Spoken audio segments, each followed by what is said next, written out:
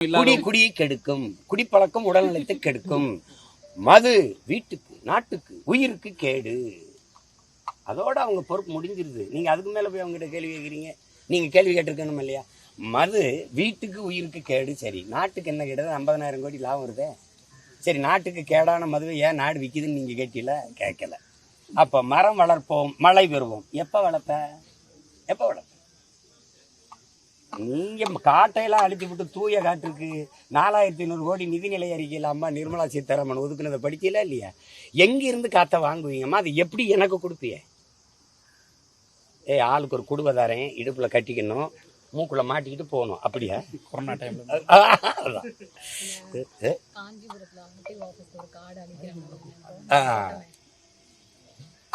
ஒரு அரசு அலுவலகம் கட்டுறதுக்கு இருக்கிற காடை அழிக்கிறாங்க, மாற்று இடத்துல நடுறேங்கிறாங்க.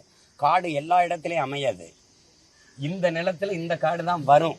அது அந்த காடை எங்கள் ஐயா வளர்த்துருக்காங்க. இது கரெக்டு காடு, இந்த இடத்துல இதுதான் வரும்.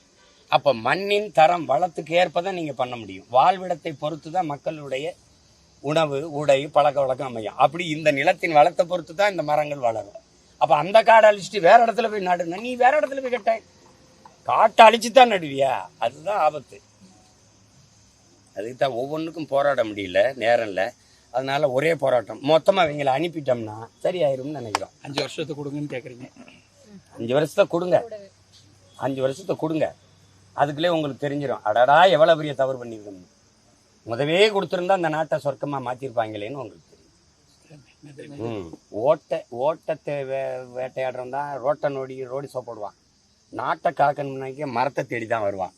வந்திருக்க மத்தியில் செய்திகளை உடனுக்குடன் தெரிந்து கொள்ள கீழ்கண்ட கேபிள் மற்றும் டிடிஹெச் நெட்வொர்க்குகளில் எம்நாடு செய்தி தொலைக்காட்சியை காணுங்கள். பாதகம் செய்பவரை கண்டால் நாம் பயம் கொள்ளலாகாது பாப்பா. மோதி மிதித்துவிடு பாப்பா, அவர் முகத்தில் உமிழ்ந்துவிடு பாப்பா.